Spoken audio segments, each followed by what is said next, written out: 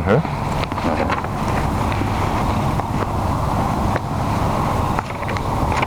Favourite number बता अपना। 7. नहीं, 2 नंबर हो। 6. 2 नंबर हो। 60। 60 लगे। आपका? मेरा है 71.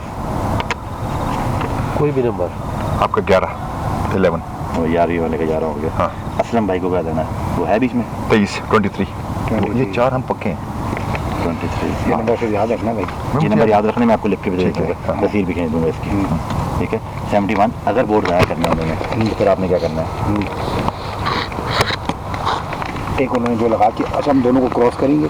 यूँ क्रॉस करोगे, दोनों को क्रॉस करोगे या टेक होगा। तुमने तो लिखना है 23, 70, 61, ताकि जब वो बैलेट मतलब मैं अपने लिखूंगा अपने पे अपना नंबर लिखेगा। 60 लिखूंगा। 60 लिखेगा। कहाँ पे? बैलेट पे? बैलेट के ऊपर। बैलेट पे। तो वोट ज़ाया हो जाएगा। वोट ज़ाया हो जाएगा। अच्छा, ज़ाया करने के लिए। वोट ज़ाया करना, अगर वो अपने हाथ में लें आप में, अगर हाँ, अगर वो आपके हाथ में ले, जो आपके पास 2 स्ट्रेटजी हैं। अगर वो आपको वोट जाने देते हैं, खुला देते हैं आपको, जो कि आपको खुला ही देंगे वो, फिर तो ठीक ओके है ना। वो तो ओके है। फिर तो आपने सीधा डाल के काइट फोल्ड करके दे देने, और वो 4 काइट फोल्ड निकलेंगे, वो चारों आपके होंगे। हम अब समझ जाएंगे 4 हमने दिए। कल सेनेट के इंतखाबात हैं और आज इस हवाले से ये वीडियो सामने आई है जिसमें साबिक वजीर आज़म यूसुफ रज़ा गिलानी के साथज़ादे अली हैदर गिलानी तहरीक इंसाफ के MNAs को सेनेट इंतखाबात में वोट डालने और उसे ज़ाया करने का तरीका बता रहे हैं। अब से कुछ देर पहले इलेक्शन कमीशन ने अली हैदर गिलानी से मुताल्लिक वीडियो का नोटिस ले लिया है। तर्जुमान इलेक्शन कमीशन के मुताबिक वीडियो की मेरिट पर तहकीकात होंगी, मगर मामला सिर्फ इस वीडियो तक महदूद नहीं है। इस वीडियो को खुद अली हैदर गिलानी ने दुरुस्त कहा है कि मैं इस वीडियो में हूं और मैं वोट मांगने गया था। वोट मुस्तरद करने का तरीका खुद उन्होंने पूछा था, जो मैं बता रहा था। पैसे की बात मैंने कहाँ की है, उन्होंने ये बात कर दी। मगर फिर बात इस वीडियो तक महदूद नहीं रही, बल्कि वीडियो खरीदने के हवाले से एक और मुबैना ऑडियो सामने आई है, जो अब से कुछ देर पहले ARY पर चली है। और इस मुबैना ऑडियो में मुबैना तौर पर सिंध के वजीर नासिर हुसैन शाह अली हैदर गिलानी को यकीन दहानी करा रहे हैं कि तहरीक इंसाफ के 4 अरकान को ज़्यादा पैसे दिला देंगे। वालेकुम अस्सलाम। भाई स्पीकर फोन ऑन है, दोस्त हमारे साथ खड़े हैं, सुन रहे हैं। मैंने इनको रिक्वेस्ट की है, मैंने आप वाली बात भी की। मैंने कहा मेहरबानी करें, मैंने चारों हैं, मैंने कहा कि आप हमसे उधर जो सिंध में मामलात हैं वो भी हम देख लेंगे आपके, आप हमारे साथ ना मेहरबानी कर लें पैकेज के ऊपर। वो थोड़ा सा जिद कर रहे हैं, वो कह रहे हैं कि हमें कुछ ज़्यादा करें। भाई वालों से कहें मेरा अस्सलाम वालेकुम सबको, और ये जो आपने कर रहे बाकी मैं भाइयों को 5-10 से ऊपर करवा लूँगा खुद ही। हर मामले में कोई बड़ा इशू नहीं है।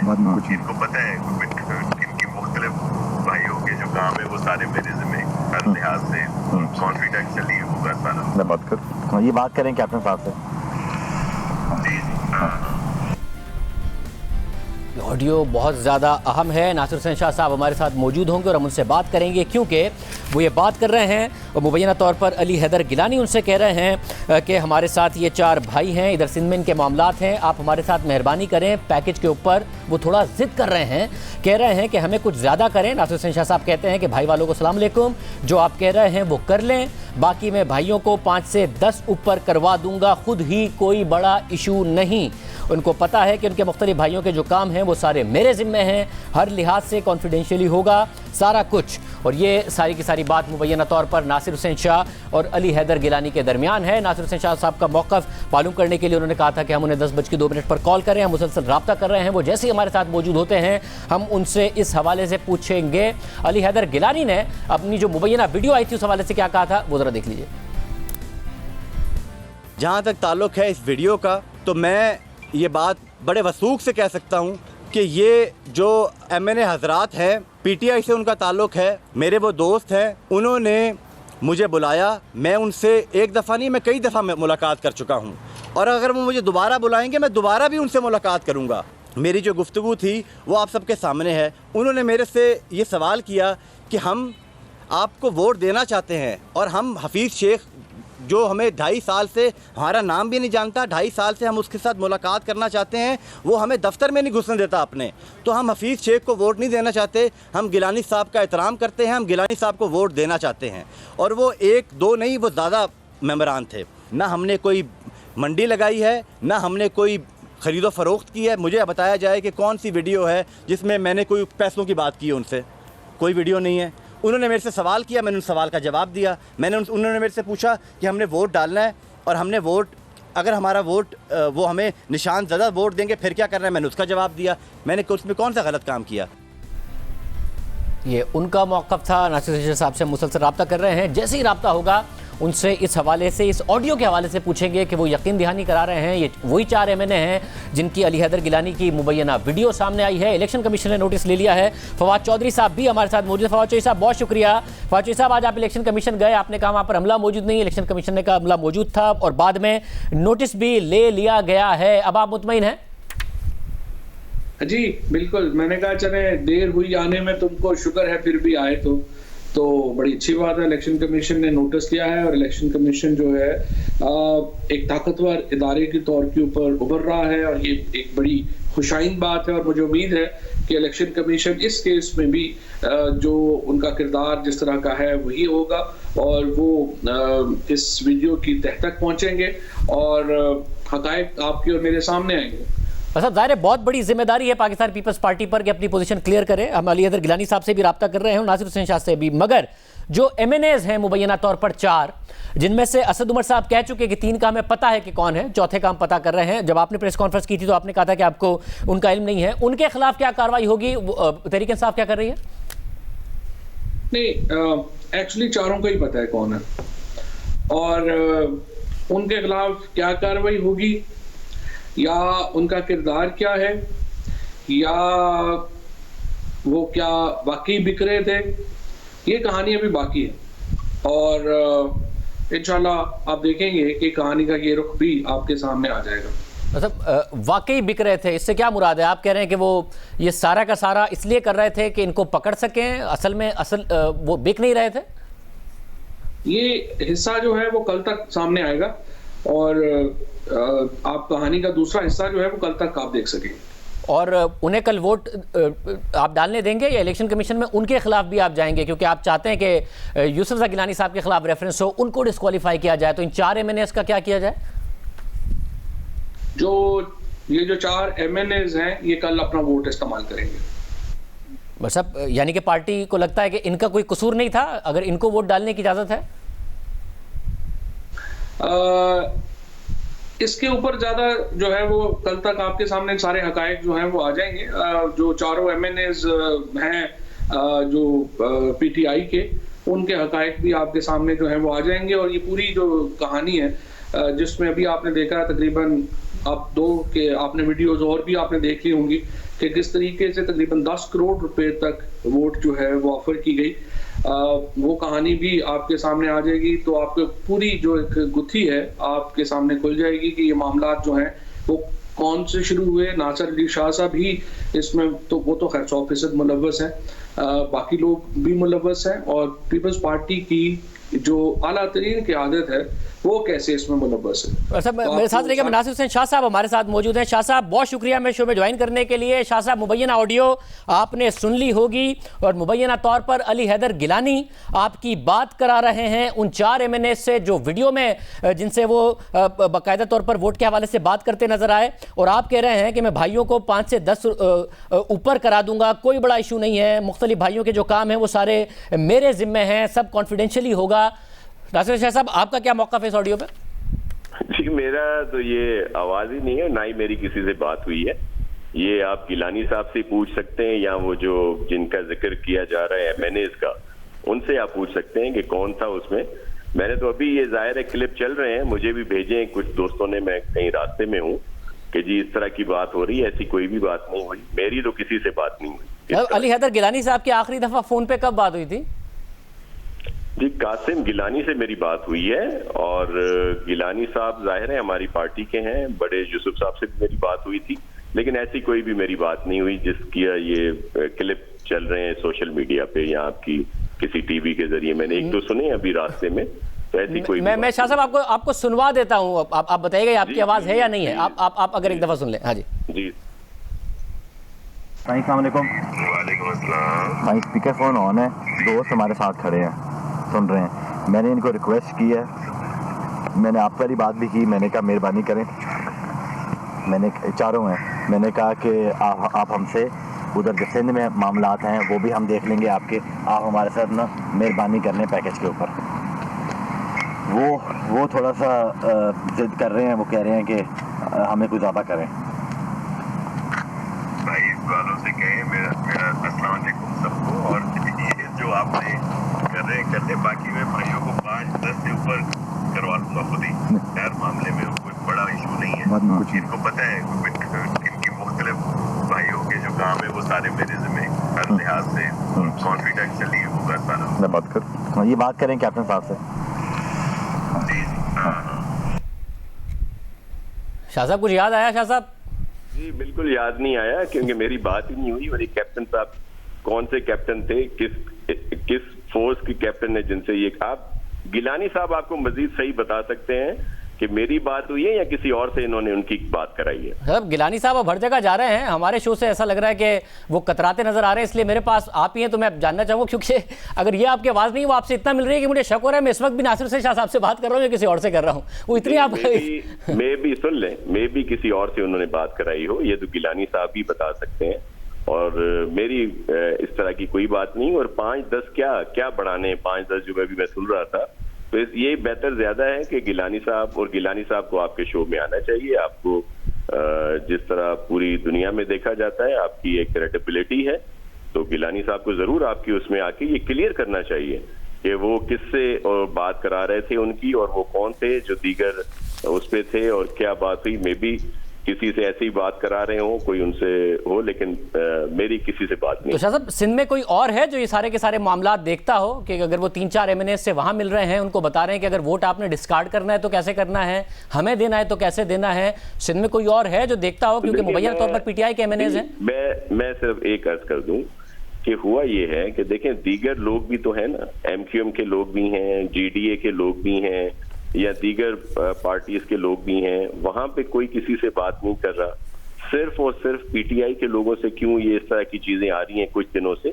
उसकी असल वजह ये है कि जो PTI की टिकट्स अवार्ड की गई, उन पर इनके अरकान कौमी और सूबाई असेंबली को बड़े तहफ़्फ़ुज़ात हैं, और वो उन्होंने खुलकर कहा है, ये किसी ने छुपा कर नहीं कहा। आपके शो में आकर कुछ लोगों ने कहा है, दीगर नेशनल मीडिया पे वो गए हैं जहां पे उन्होंने कहा है कि हम अपना वोट नहीं देंगे। उनको हफीज शेख साहब से कुछ एतराजात हैं। या अगर आप सिर्फ सिंध की बात कर लें, तो सिंध में भी जो टिकट्स अवार्ड किए गए, उन पर भी कुछ लोगों को बड़े एतराजात हैं। अच्छा, एक और चीज जो सिंध से मुंसलिक है, ये जो आज जो नाखुशगवार वाकया असेंबली में पेश आया, जो नहीं आना चाहिए था, उसकी वजह भी ये थी कि इनके 3 अरकान ने ये कहा कि हम नाखुश हैं इनकी इस नॉमिनेशन से, और भी दीगर इश्यूज हैं, हम इनको वोट नहीं देंगे।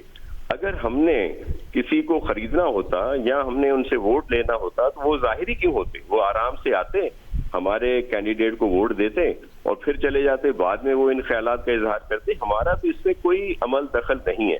मगर शाह साहब पीपल्स पार्टी की एक हिस्ट्री है। 2018 के सेनेट इंतखाबात होते हैं, खैबर पख्तूनख्वा में बिकने वाले ज़ाहिर तहरीक इंसाफ के थे, जिसका सवाल हम तहरीक इंसाफ से कर सकते हैं, मगर बेनिफिशरी उस वक्त भी आप थे। इस दफ़ा भी जो सिंध में सेनेट में आप 6 सीटें निकाल सकते हैं, 9 उम्मीदवार आपने खड़े किए हैं, और तहरीक इंसाफ इल्ज़ाम लगा रही है। ज़ाहिर तहरीक इंसाफ में ऐसे लोग क्यों हैं कि पार्टी के लोग कह रहे हैं कि जी आपने पैसे वालों को टिकट दे दिया, ऐसे लोग क्यों हैं जो बिक जाते हैं? तहरीक इंसाफ से सवाल कर लेंगे, बट आप लोगों पर सवाल उठ रहा है कि जी पंजाब में मामला तय हो गए, हालांकि नून लीग और PTI में बहुत ज़्यादा इख्तलाफ है और काफ लीग में, मगर उसके बावजूद मामला तय हो गए और बगैर इलेक्शन के मामला हो गए। पीपल्स पार्टी पे मुसलसल इल्जाम लगता है ये वोट खरीदने का। देखिए, मैं आपको एक अर्ज करूं, असल फिर मैं उसी पे आ जाऊंगा कि जब आप सही नॉमिनेशंस नहीं करेंगे, और जब आप KP का जब मिसाल दे रहे हैं, तो आपको ये भी इल्म में होगा कि वहां के अरकान सूबाई असेंबली ने ये आकर कहा है कि उस वक्त भी एक बड़े सरमाएदार को टिकट दे दिया गया था, और उसी वजह से सरकारी तौर पर हमें पैसे दिए जा रहे थे कि इलेक्शन के अखराजात के रखें। और अब भी आप देख लें, जिस दिन से ये टिकट के नॉमिनेशन हुए हैं, चले सिंध की बात सिर्फ कर लेते हैं, तो फैसल वाडा साहब जो जाहिर MNA मिनिस्टर भी हैं, उनकी सीट को कुछ खतरा है, तो इस वजह से उनकी नॉमिनेशन पे एतराज है। फिर जो इन्होंने टेक्नोक्रेट के लिए एक किसी कॉन्ट्रैक्टर साहब को दी है, मेरे लिए तो ये सब काबिल एहतराम है, लेकिन इनके लोगों को उन पर तहफ़्फ़ुज़ात हैं कि ये भी बात सामने आई, लियाकत जतोई साहब का बयान आपके सामने है, जो चीफ मिनिस्टर भी रहे हैं कि जी इन्होंने इतने करोड़ रुपए लिए। तो ये ऊपर जो करप्शन करते हैं टिकट्स किस लिहाज से जो देते हैं उस पर फिर नीचे भी बात होती है। अभी जो सिंध की आप बात कर रहे हैं वो मैं आपको क्लियर कर दूं। देखिए सिंध में अगर आप नंबर्स गेम पे आते हैं तो इस वक्त हमारे पास 15 से 16 मेंबर अरकान जो हैं जो पीपल्स पार्टी के हैं वो ज्यादा हैं, 21 पे सीट आती है। तो अगर हम उनको दूसरा नंबर भी देते हैं सारे के सारे हमारे जो कैंडिडेट हैं तो हमारी एक मगर शाह साहब देखिए, अगर कोई आगे से लोग नाराज हैं तहरीक इंसाफ के तो इसका मतलब ये थोड़ी है कि उन्हें खरीदा जाए या फिर उन्हें बताया जाए कि आप वोट कैसे डिस्कार्ड करेंगे। अब मरकज में भी गिलानी साहब अक्सरियती बुनियादों पर तो नहीं जीत सकते। हफीज शेख साहब के साथ जीडीए भी खड़ी हुई है, एमक्यूएम ने भी कहा है, काफ लीग ने भी कहा है कि हम इनको वोट देंगे। 181 में से फौजी साहब आज ही बता रहे थे 176 लोगों ने तो खाने में शिरकत की है तो और यकीन दयानी कराई है। तो फिर उसके बाद अगर आपके जीतने की उम्मीद हो तो वो कैसे हो? वो इसी तरह हो कि अली हैदर गिलानी साहब मिल रहे हैं एमएनएस से, फिर वो मुबैना तौर पर आपकी बात करा रहे हैं जिसका आप डिनाई कर रहे हैं कि वो आपकी आवाज ही नहीं है, आपकी बात ही नहीं हुई है। शाहजेब साहब, मेरा सिर्फ कहने का मकसद ये है कि ये क्यों वजह है, किस वजह से ये चीजें हो रही हैं कि लोगों को इनके एतराजात हैं और लोग खुल के कह रहे हैं इनके अरकान कि जी हम इनके लोगों को वोट नहीं देंगे, इन्होंने गलत नॉमिनेशंस की हैं।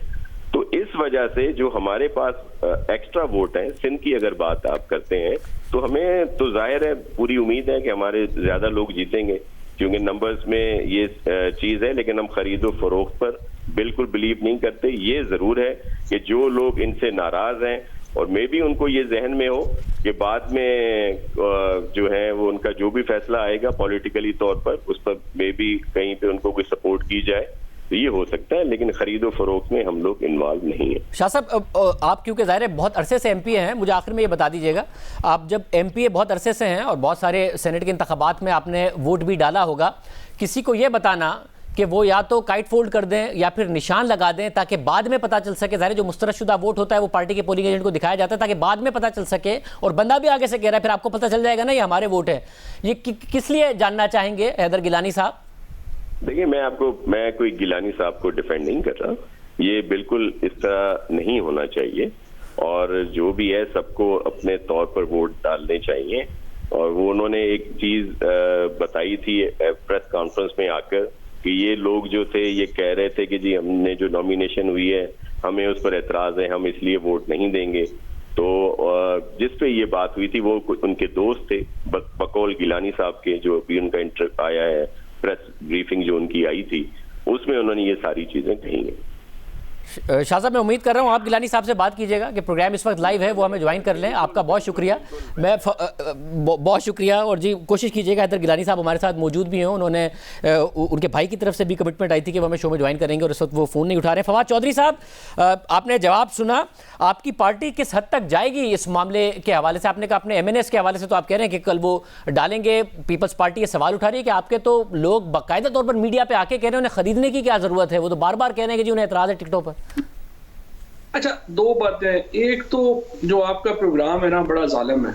ये पहली दफा नहीं होगा कि जो आपके जो क्लिप्स हैं वो बाद में बार बार चलाए जाएंगे और नासिर अली शाह साहब उसमें दिखाए हुए आपके प्रोग्राम में आके कहेंगे कि ये मेरी आवाज तो है ही नहीं है, because I have really a bad news for Nasir Ali Shah साहब।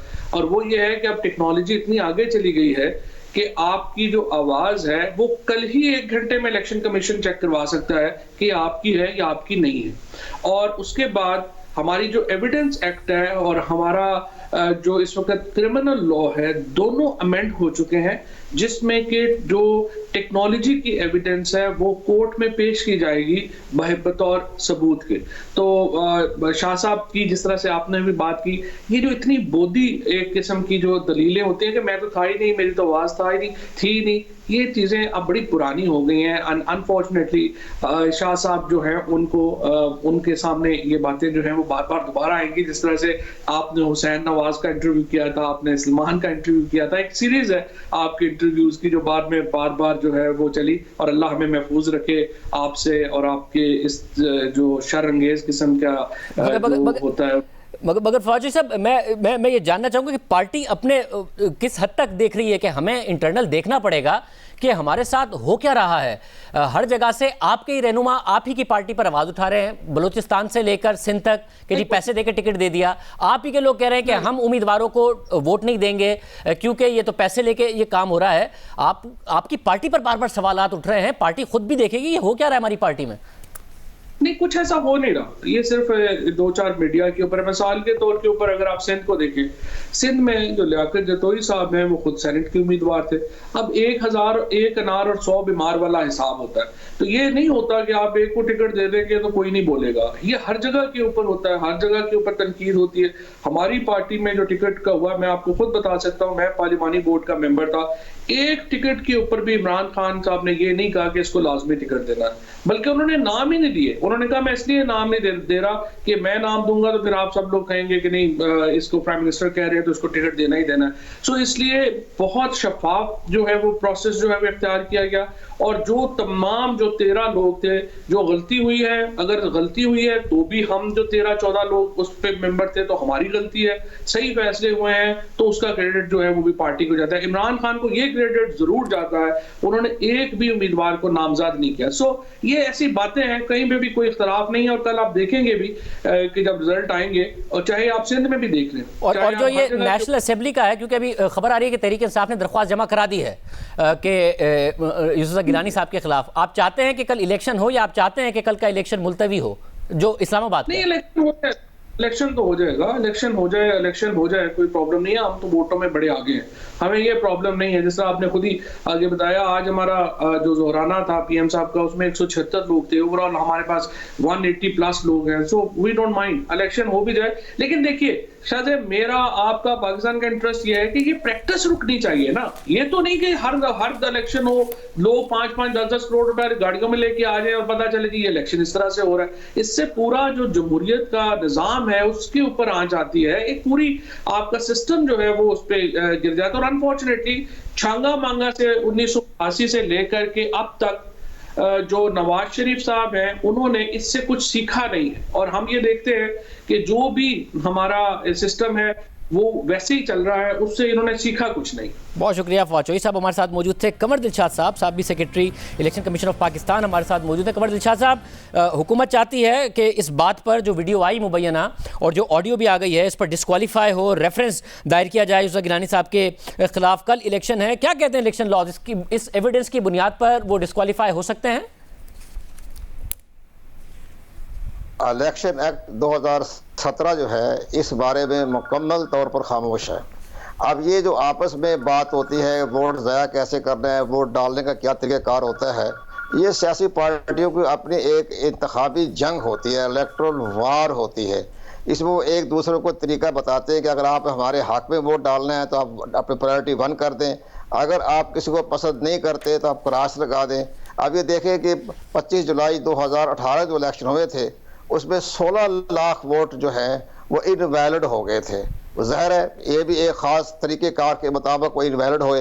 तो ये जो होता है तरीक़ाकार बताया जाता है, अगर आप किसी को पसंद नहीं करते तो इसमें तो इलेक्शन एक्ट 2017 जो है, जो बड़ा रहनमा असूल है, जो हमारा एक्ट है, वो बिल्कुल इसके बारे में साइलेंट है, खामोश है। उसमें एक सेक्शन है, आर्टिकल जो सेक्शन 167 168 और 69, उसमें ये लिखा हुआ है कि अगर कोई प्रिजाइडिंग ऑफिसर या इलेक्शन स्टाफ जो है किसी को ज़बरदस्ती किसी का वोट ज़ाया करे, स्पॉइल करे, निशान लगा दे, तो उसमें तो उसके खिलाफ, उस एहलकार के खिलाफ तो मुकदमा दर्ज हो सकता है, 3 साल की 6 महीने की सज़ा हो सकती है। वो तो करंट प्रैक्टिस में आता है। लेकिन ये जो बाहर बैठ कर एक दूसरे को तरीका बताते हैं, तो ये मेरी नाक़िस राय के मुताबिक इस पर इलेक्शन एक्ट 2017 खामोश है। मगर साहब जब वोट रिजेक्ट होता है तो वो क्या दोनों जमातों के, जितनी भी जमातें उनके पोलिंग एजेंट्स को दिखाया जाता है कि ये वोट है जो रिजेक्टेड वोट है और इस बुनियाद पर ये रिजेक्टेड वोट है? नहीं, वो तो किसी के बारे में, हाँ, जिस वक्त पोलिंग ख़त्म हो जाएगी और जिस वक्त काउंटिंग की जाती है तो काउंटिंग के वक्त जो है वो रिटर्निंग ऑफिसर और उसके दोनों जो हैं पोलिंग एजेंट, पोलिंग ऑफिसर जो हैं, वो एक एक बैलेट पेपर चेक करेंगे। जो पेपर देखे इनवैलिड है या निशान गलत लगाया गया या उसमें निशान लगा दिया गया या प्रायोरिटी सही नहीं लगाई गई, तो वो इनवैलिड वोट की एक तरफ उसको जो है वो बैग में बंद कर दिए जाते हैं। और जो सामने पोलिंग एजेंट या इलेक्शन एजेंट खड़े हैं वो देखते हैं कि हाँ जी मेरा पेपर जो है ये रिजेक्ट हो गया बैलेट पेपर, तो वो दिखा दिया जाता है। वो इनवैलिड वोट जो होता है वो दिखा दिया जाता है, देखें जी तो इनवैलिड हो गया है। तो ये तो इसमें तो बाकायदा तरीक़ेकार है ये। तो जब दिखा दिया जाता है कमर दिलशाद साहब, तो क्या ये पैसे चलने के एक सबूत के तौर पर ये नहीं देखा जाएगा कि आप एक शख्स को बता रहे हैं कि जब आप वोट डालेंगे या तो उस पर नंबर डाल दीजिएगा अगर रिजेक्टेड वोट है, या फिर उसको काइट फोल्ड कर दीजिएगा, तो जिससे पता चल सके, क्योंकि दिखाया जाएगा बाद में कि ये वोट क्यों रिजेक्ट हुआ या आपको पड़ा, तो ये बादी नज़र में नहीं पता चल रहा कि बाद में अदायगी के लिए है, एविडेंस के लिए, क्योंकि वो कह रहा है आपको पता चल जाएगा ना, वो वीडियो में जब कहता नजर आ रहा है। ये भी एक टेम्परिंग का तरीका तो है कि अगर वो निशान लगाने के साथ साथ कोई निशान लगाता है कि जी हमने ये वोट ज़ाया कर दिया, तो ये ज़ाहिर है कि ये सारे तरीक़ेकार जितने भी इलेक्शन के दिनों में इस तरह के तरीके इख्तियार किए जाते हैं, इनवैलिड वोट किए जाते हैं। इस लिहाज से बहुत से केस ऐसे भी आए कि उन्होंने हॉर्स ट्रेडिंग भी कर ली, पैसा भी 2-4 करोड़ रुपया ले लिया, लेकिन वोट को इनवैलिड कर दिया। वो कहा जी मुझे पता नहीं था, मैंने प्रायोरिटी के साथ निशान लगा दिया, वो मैंने गोल सर्कल लगा दिया, मुझे नहीं पता था, सर्कल इसलिए लगा दिया कि शायद अच्छे तरीके से मैंने आपको वोट कास्ट कर दिया। तो ये बहाने होते हैं। लेकिन बहरहाल मेरा अपना पॉइंट ऑफ व्यू है कि इस तरह के वीडियो जो है वो जो पेश हुई है, या सैयद अली हैदर गिलानी ने जो अपना एतराफ़ किया है प्रेस कॉन्फ्रेंस में, ये वैसे इन प्रिंसिपल देखा जाए तो अच्छा नहीं है। ये मतलब अच्छा नहीं है, मगर एक उम्मीदवार का बेटा ये करता हुआ नजर आए, उसके बाद मान भी ले, और वीडियो में जो कुछ नजर आ रहा है फिर एक ऑडियो में, तो इलेक्शन कमीशन कोई कार्रवाई कर सकता है ना। यानी इलेक्शन कमीशन ज़ाहिर है जब ये दरख्वास्त देंगे, कल तो इलेक्शन हो रहा है 3 मार्च को, लेकिन बहरहाल अगर ये एप्लीकेशन देंगे तो उसकी बाज़ाब्ता कार्रवाई हो सकती है। इलेक्शन कमीशन पाकिस्तान जो है इनको नोटिस भी जारी कर देगा, और जो जिन्होंने दरख्वास्त दी है उसको भी नोटिस जारी करेगा, जिसने वीडियो बनाई है उसको भी नोटिस जारी कर देगा। बाकायदा ये तो बाकायदा छानबीन करेगा, इन्वेस्टिगेशन भी करेगा, हालात के मुताबिक देखेगा। लेकिन बहरहाल इलेक्शन कमीशन पाकिस्तान के पास इख्तियारात हैं कि वो इसके बारे में तमाम छानबीन करेंगे, और छानबीन करने के बाद अपना वो ज़ाब्ता इखलाक की जद में आते हैं या इलेक्शन कानून की जद में आते हैं, उस पर वो इलेक्शन कमीशन कार्रवाई करने का मिजाज है। बहुत शुक्रिया कमर दिलशाद साहब की गुफ्तगू आपने सुनी, बहुत बड़ी डेवलपमेंट है। नासिर हुसैन शाह साहब कह रहे हैं कि आवाज़ उनकी नहीं है ऑडियो में, अली हैदर गिलानी हम उम्मीद कर रहे हैं कि ब्रेक के बाद हमारे साथ मौजूद होंगे। ब्रेक लेते हैं।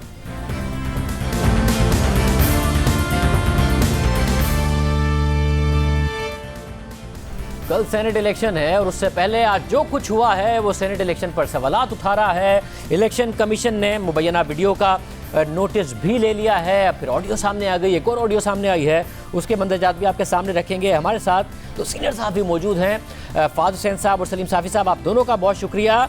आप दोनों ने ही बहुत ज़्यादा इलेक्शन कवर किए होंगे, सेनेट इलेक्शन देखे होंगे। फाद हुसैन साहब, ये बाज़ गश्त तो थी, हुकूमत भी कह रही थी पैसे चल रहे हैं, ये जो सब कुछ सामने आया है, फिर नासिर हुसैन शाह साहब को आप सुन रहे होंगे, उन्होंने कहा मेरी तो ऑडियो ही नहीं है, क्या बहुत ज़्यादा इस बात से निकल पाएंगे? ये इलेक्शन बाद में भी चैलेंज तो नहीं हो जाएंगे? क्या हो रहा है इस्लामाबाद में एग्जैक्टली? शाहजेब साहब देखिए, ये जो कुछ आज हुआ है, इससे और कुछ होना हो ये बात तो साबित हो गई है कि जिस सियासी माहौल में पाकिस्तान में सियासत हो रही है वो जितना उसमें जितनी आलूदगी हम समझते थे उससे ज्यादा है।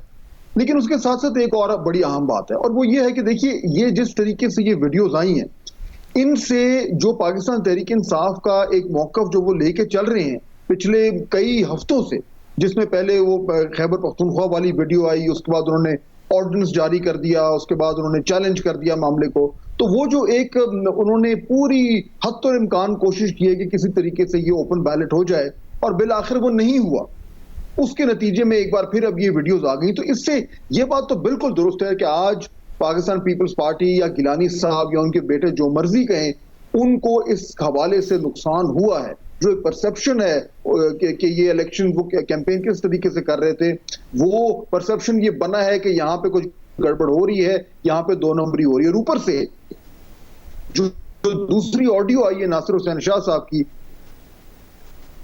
और जब आप ही के प्रोग्राम से कुछ देर एक तासुब के उस तरफ से जाते हैं तो उसमें गड़बड़ होती है। लेकिन दूसरा इसका एक और पहलू भी है शायद, और वो ये है कि ये वीडियोस कहां से आ रही, इनकी टाइमिंग जो है वो कितनी मैलिफाइड है, ये जो रिकॉर्डिंग है ये रिकॉर्डिंग कौन कर रहा है, क्या इसमें हुकूमती वसाइल इस्तेमाल हो रहे हैं, हुकूमती इदारे इस्तेमाल हो रहे हैं, इसकी लीगैलिटी क्या है, क्या इलेक्शन कमीशन इस बात का नोटिस ले सकता है कि जो शख्स हुकूमत में होता है उसके पास ये ज्यादा एडवांटेज होता है कि वो अपने वसाइल इस्तेमाल करती है, इस तरह की रिकॉर्डिंग्स करके जो है वो अपने लिए फायदा उठा सके। तो ये सवाल है, इनका जवाब मेरे पास नहीं है, लेकिन इनके सवाल जरूर बनते हैं आज के दिन। सलीम साकिब साहब, आप क्या कहिएगा? खैबर पख्तूनख्वा के हवाले से भी खबरें आ रही हैं, नाराजियों की भी, पैसे चलने के हवाले से भी। इस वक्त क्या हो रहा है इस्लामाबाद में, खैबर पख्तूनख्वा में? एक ही चीज़ हो रही है और वो ये कि सियासत मज़ीद बेवक़्त हो रही है, डिस्क्रेडिट हो रही है, और कौम को ये मैसेज जा रहा है कि इस हमाम में सब नंगे हैं। मसलन पीपल्स पार्टी के बारे में तो माजी में भी ये राय आम थी, और पिछले इलेक्शन में भी, सेनेट के इलेक्शन में जो कुछ हुआ था, और अगर आपको याद हो तो बलूचिस्तान में और चेयरमैन सेनेट के इलेक्शन में पीपल्स पार्टी और पीटीआई ने मिल के ये काम किया था। इसी तरह अभी आप देखें तो खैबर पख्तूनख्वा में सबसे ज़्यादा ATMs को या अरबपतियों को टिकट वो पीटीआई ने दिए हैं। इस मरतबा पीपल्स पार्टी वहाँ ज़्यादा ज़ोर नहीं लगा रही है, क्योंकि एक ही उनका कैंडिडेट है फरतुल्लाह बाबर साहब, और जो उनका फोकस है वो मरकज़ पे है और वो सिंध में है। तो पीपल्स पार्टी का तो माजी का भी ये रिकॉर्ड था। अब एक वो वीडियो अली हैदर गिलानी, और उसने उस पर मज़ीद मोहर तस्दीक सबत कर दी। लेकिन पीटीआई को ये एक नई इनफरादियत हासिल हो गई है कि सिंध में उनकी तंजीम और उनके लियाकत जतोई जैसे रहनमा कह रहे हैं कि पैसे की बुनियाद पे इतने इतने करोड़ रुपए लेके टिकट दे दिए गए हैं।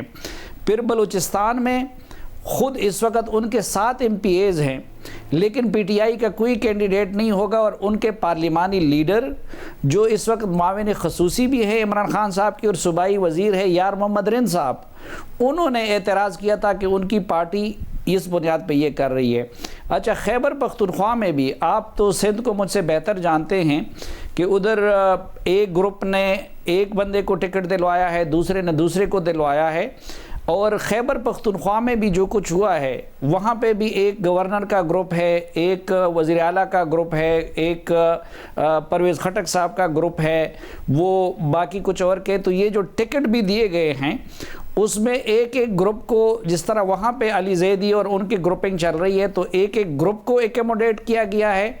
और दूसरा, सबको पता है कि वो इस बुनियाद पे दिए गए हैं कि वो पैसे से मुकाबला करवा सके, क्योंकि 3 उम्मीदवार ऐसे हैं कि जिनका पार्टी में पहले कोई पोजीशन नहीं है, एक ही ख़ानदान से ताल्लुक़, एक ही सिगरेट इंडस्ट्री से वाबस्ता, और एक ही इलाके से उनका ताल्लुक़। और फिर जो इससे पहले ताज अफरीदी थे, अब तमाशा ये देखें कि एक तरफ यहाँ से सितारा अयाज को ले जाके उधर बाप का टिकट दिलवा दिया गया, अगरचे अब वो हो गया दूसरी तरफ इधर शाहजी गुल अफरीदी और उसके भाई, अब खैबर पख्तूनख्वा से उनका ताल्लुक़ है लेकिन वो बाप पार्टी में हैं, तो उधर उनके साथ पीटीआई ने एडजस्टमेंट कर ली। तो इस वक्त पैसे वाले 4-5 लोग जो सबसे ज़्यादा हैं वो इस वक्त पीटीआई के कैंडिडेट है खैबर पख्तूनख्वा में। मैं फाजिल साहब, इस सारी एपिसोड में ज़ाहिर है क्योंकि एक बयानिया बना रही है तहरीक इंसाफ, और वो बयानिया ये बना रही है कि जी ये सारे के सारे पैसे चलाते हैं, हमारा तो पहले दिन से मौक़िफ़ था, इसलिए हम चाहते थे कि इस तरीके से इलेक्शन हो, जो ज़ाहिर सुप्रीम कोर्ट से फैसला नहीं आया। आपके ख्याल में वो बयानिया कामयाबी से बना पा रही है, या तहरीक इंसाफ भी खुद शफाफ तरीके से इस मामले से बाहर नहीं आ रही है? जहाँ पीपल्स पार्टी पर सवाल उठता है, जो जिसका जवाब उन्होंने देना है, क्या पीटीआई से भी सवाल उठता है? और फौजी साहब कह रहे थे जो 4 MNA जिनकी बात हो रही है उनका हमें पता चल गया है, वो कौन है? अली हैदर गिलानी से जो ये मामला कर रहे थे, मगर वो कल वोट देंगे, यानी पार्टी उनके खिलाफ नहीं जा रही है।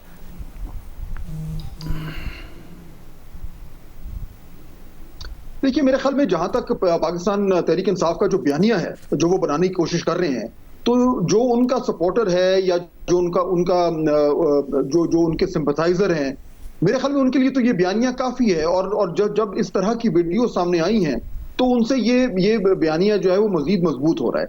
लेकिन देखिए शाहज़ेब, मसला ये है कि इससे तो किसी को इख्तलाफ नहीं है कि इलेक्शन में, सेनेट के इलेक्शन में करप्शन नहीं होनी चाहिए, वो बंद होनी चाहिए। इसमें तो आप किसी से भी बात कर लें, वो सब कहेंगे कि ये बिल्कुल गलत है, और सब ये भी कहेंगे कि ये कोई खुफिया बात तो है नहीं कि ये नहीं होता, सबको मालूम है कि साल से हो रहा है। सवाल ये पैदा होता है कि इसको कैसे बंद करना है, इसका तरीकाकार क्या होना चाहिए, और क्या जो जिस वजह से पाकिस्तान तहरीक इंसाफ ने पिछले चंद हफ्तों से ये एक मुहिम शुरू की भी है, उसके पीछे असल मकसद क्या है? क्या वो सियासी मकसद है या वो वाकई में इस मामले को जो है वो हल करना चाहते हैं? और अगर वो वाकई में हल करना चाहते हैं तो फिर जाहिर बात है सवाल उठता है कि जब चेयरमैन सेनेट का इलेक्शन था तो तब क्या मामला था? तो ये सियासी मसलहत के तहत जब इलेक्टोरल रिफॉर्म्स को टैकल किया जाए तो फिर ये प्रॉब्लम्स होते हैं। बयानिया बिल्कुल उनका मजबूत हो रहा है इस तरह की वीडियो से, लेकिन साथ साथ मेरे ख्याल में पाकिस्तान तहरीक इंसाफ ने जिस तरीके से इस सारे मामले को हैंडल किया है, जिस तरीके से उन्होंने अपने लोगों को टिकट दिए हैं और मिसमैनेज किया है, उससे मेरा ख्याल है उनके लिए भी को बहुत ज्यादा हालात बेहतर नहीं लगते। फातुल साहब, साथ में ये भी बता दीजिएगा, आपको लग रहा है हफीज शेख साहब आसानी से जीत जाएंगे या मामला खतरनाक हो सकता है उनके लिए? देखिए, हम तो इसी तरीके से अंदाजा लगा सकते हैं कि लोग क्या कह रहे हैं। आज से चंद घंटे पहले तक पाकिस्तान पीपल्स पार्टी के जिन लोगों से बात हो रही थी वो बहुत ज्यादा पुरुमीद थे और वो कह रहे थे कि हम बआसानी जीत जाएंगे, लेकिन मेरा ख्याल इतना आसान नहीं होगा। ये बात दुरुस्त है कि पाकिस्तान तहरीक इंसाफ में कई लोग ऐसे हैं जो खुश नहीं है कि हफीज शेख साहब को टिकट दिया गया है, लेकिन उसके साथ साथ उन्हें ये भी मालूम है कि सिलेक्शन के ऊपर कितना ज्यादा जो है वो लोगों की नजरें और इसकी सिंबॉलिक वैल्यू कितनी ज्यादा है। तो मेरे ख्याल में ये कहना पीपल्स पार्टी का कि हम बासानी जीत जाएंगे, ये बिल्कुल दुरुस्त नहीं है। जाहिर बात है नंबर्स उनको कम से कम 10-12 वोट चाहिए। अगर वो जीतते हैं तो हर हवाले से हैरत होगी, एक बड़ी खबर होगी, एक अपसेट होगा। साफी साहब, आपको क्या लग रहा है? हालांकि जो इत्तेहादी हैं उन्होंने मुकम्मल सपोर्ट का यकीन दिलाया है हुकूमत को, फिर भी आपको लगता है कोई अपसेट हो सकता है? मैं ज़्यादा उसके बारे में पुरुमीद नहीं हूँ कि कोई जो पीपल्स पार्टी या अपोजिशन की पुरुमीदी है, मुझे नहीं लगता। एक तो जिस तरह फहद साहब ने कहा कि देखें, हुकूमत के पास बहुत बड़े वसाइल होते हैं, और ये जो अभी देखें कि अगर अपोजिशन के पास भी इस तरह होती तो अभी तक दर्जनों वीडियोस शायद हुकूमती लोगों की भी सामने आ चुकी होती। तो एक तो वो जब हम मामला देखते हैं कि बहरहाल एक सेटिंग हुकूमत है और उनका कैंडिडेट है हफीज़ शेख, तो उनसे फिर अपोजिशन का जीत जाना मेरे ख़्याल में ये इतना आसान काम नहीं है। और इससे लगता ये है कि हुकूमत पूरी तरह मुतहर्रिक भी है और तमाम वसाइल और तमाम हरबों को बरूईकार भी ला रही है। इसमें कोई शक नहीं कि पीटीआई के बहुत सारे एमएनएज वो तपे बैठे हुए हैं और हुकूमत के बयानिए में भी वज़न नहीं है। मसलन अगर हुकूमत इस मामले में संजीदा होती तो जो पिछले इलेक्शन के वीडियोज़ आए हुए हैं उसमें से 15-20 इमरान खान साहब के पास महफूज पड़े हुए हैं, उसकी बुनियाद पे कार्रवाई करती। अच्छा, जिस वज़ीर क़ानून को फ़ारिग किया गया था उस रोज़ वो दोबारा वज़ीर आला खैबर पख्तूनख्वा के साथ बैठे नज़र आए।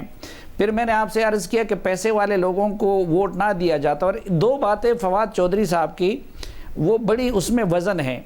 एक ये कि भाई अगर ये चीज़ ख़त्म करना हो तो फिर अमेरिका की तरफ बराह रास्त इलेक्शन की तरफ हुकूमत क्यों नहीं जाती, और पिछले 2-2.5 साल में इस सिलसिले में कानून साजी के लिए कोई कोशिश क्यों नहीं की गई। दूसरी बात, फवाद चौधरी साहब अक्सर कहते हैं कि यार जब हमारे लीडरशिप यानी पॉलिटिकल पार्टीज़ के लीडर जब वो बदलते हैं अपने पॉलिसी को तो हम उसको कहते हैं कि पॉलिसी बदल दी, और लेकिन जब फिर बंदा कोई पार्टी बदलता है तो हम कहते हैं कि वो लोटा हो गया। अब अगर लीडरशिप मेरिट की बजाय पैसे की बुनियाद पे टिकट दे रही है तो उस पे तो कोई तनकीद नहीं कर रहा, लेकिन नीचे एमएनए और एमपीए से फिर ये तवक्को की जा रही है कि वो लीडरशिप ने बिल्कुल यारी दोस्ती की बुनियाद पे टिकट दिया है या हैसियत की बुनियाद पे दिया है या किसी की सिफारिश भी दी है तो उसको वोट दे दिया जाए। तो वो मामला बहुत ज़्यादा है, पीटीआई के अंदर बड़ी रिजेंटमेंट है, लेकिन मैं नहीं समझता कि वो अपोजिशन पूरी तरह कैश कर सकेगी, खुसूसन आज के इस वीडियो और दो चीज़ों के बाद। बहुत शुक्रिया आप दोनों का। प्रोग्राम में ब्रेक शामिल करते हैं, फिर बताते चले मेहतर गिलानी साहब को मुसलसल कोशिश कर रहे हैं, अगर ब्रेक के बाद भी वो ज्वाइन करते हैं तो उनका मौका ज़रूर आपके सामने रखेंगे एक ब्रेक के बाद। सुप्रीम कोर्ट ने इस्लामाबाद हाई कोर्ट का फैसला बरकरार रखते हुए इस्लामाबाद में मौजूद वकला के तमाम गैर कानूनी चैम्बर्स फौरी तौर पर गिराने का हुक्म दे दिया है। आज चीफ जस्टिस गुलजार अहमद ने फुटबॉल ग्राउंड में वकला के गैर कानूनी चैम्बर से मुताल्लिक केस की समाअत करते हुए वकला के चैम्बर्स गिराने के खिलाफ दरख्वास्त खारिज कर दी और फुटबॉल ग्राउंड फौरी तौर पर खाली कराने का हुक्म दिया। दौरान समाअत चीफ जस्टिस गुलजार अहमद ने रिमार्क्स दिए कि हामिद खान साहिब, आप बता दें कि इस केस का क्या करना है, चाहते हैं तो 2 माह का वक्त दे देते हैं, जगह खाली करके इंतजामिया को दें। चीफ जस्टिस ने कहा कि किस बुनियाद पर गैर कानूनी चैम्बर्स को बरकरार रखने दें, वकला का फुटबॉल ग्राउंड पर कोई हक या दावा नहीं, वकला की ये पटिशन खारिज की जाती है। इस दौरान वकला की जानिब से वकील हामिद खान ने कहा कि फुटबॉल ग्राउंड खाली करना चाहते हैं, अदालत मुनासिब वक्त दे, जब Islamabad high court red zone में शिफ्ट हो जाएगी हम चैम्बर्स खाली कर देंगे, हम अदालत में चैम्बर्स खाली करने का बयान हल्फी जमा कराएंगे, 1 से 2 साल में चैम्बर्स खाली कर देंगे। इस पर चीफ जस्टिस ने रिमार्क दिए कि इतना लंबा वक्त नहीं दे सकते। इस दौरान जस्टिस एजाजुल एहसन ने कहा कि कोई गैर कानूनी काम होने नहीं दे सकते। इस पर वकला के वकील शुएब शाहीन ने कहा कि फुटबॉल ग्राउंड पर कई अदालतें भी बनी हुई हैं। तो चीफ जस्टिस ऑफ पाकिस्तान ने कहा कि जो अदालतें ग्राउंड की ज़मीन पर बनी हुई हैं वो भी गिरा दें, जिसने प्रैक्टिस करनी है अपना दफ्तर कहीं और बना ले। सुप्रीम कोर्ट ने वकला की मुतबादिल जगह मिलने तक वक्त देने की इस्लामाबाद बार की दरख्वास्त आज खारिज कर दी और अदालत के तहरीरी हुक्मनामे में कहा गया है कि 2 माह में वकला के चैम्बर्स गिराकर उन्हें F8 में फुटबॉल ग्राउंड असल हालत में बहाल किया जाए और फुटबॉल ग्राउंड F8 में कायम अदालतें बाकायदा मुख्तस जगह पर मुंतकिल की जाएं और 1 हफ्ते में इसकी अमल दरामद रिपोर्ट भी उस अदालत में जमा कराई जाए और फुटबॉल ग्राउंड में वकला के चैम्बर्स को 2 माह में गिराकर उसकी भी अमल दरामद रिपोर्ट जमा कराई जाए। वाज़ेह तौर पर अदालत की तरफ से यह फैसला आया है। दूसरी जानिब इस्लामाबाद हाई कोर्ट हमला केस की समाअत chief justice Islamabad high court की सरबराही में 3 रुकनी बेंच ने की और 3 रुकनी बेंच ने मिसकंडक्ट पर 19 वकला के लाइसेंस मुअत्तल कर दिए। चीफ जस्टिस अतर मिनल्लाह ने कहा कि मैंने मातहत अदलिया के लिए बहुत काम किए, बहुत से मामलात पर्दे में रखने की कोशिश की, कुछ लोगों की वजह से पूरी कम्युनिटी को मुश्किल में नहीं डालना चाहिए। चीफ जस्टिस अतर मिनल्लाह ने कहा कि चंद लोगों ने सारे निज़ाम को मुतासिर किया, आपकी नई मुंतखब बॉडी को चाय पर बुलाया और समझाया। कुछ लोग ऐसे भी थे जो तनकीद कर रहे थे कि ऐसा ना करें। आपके एक बैरिस्टर थे जिसने कहा कि आप में अना बहुत है। चीफ जस्टिस अतर मिनल्लाह ने सवाल किया कि अगर किसी और ने ऐसा किया होता तो बार क्या रोल प्ले करती। इस पर साबिक secretary Islamabad high court bar Umar Bloch ने कहा आप बड़े हैं, तारीख रकम करें। इस पर चीफ जस्टिस ने कहा कि कानून की पासदारी ज़रूरी है। एक क्लिप सारी दुनिया ने देखा कि एक लेडी वकील ने पत्थर मारा, कल को कोई और आके ईंट मार दे तो क्या करेंगे। अदालत ने इस्लामाबाद हाई कोर्ट बार के मुंतखब सदर और सेक्रेटरी समेत 19 वकला के लाइसेंस मुअत्तल कर दिए। इरा दीजिए। अल्लाह हाफ़िज़।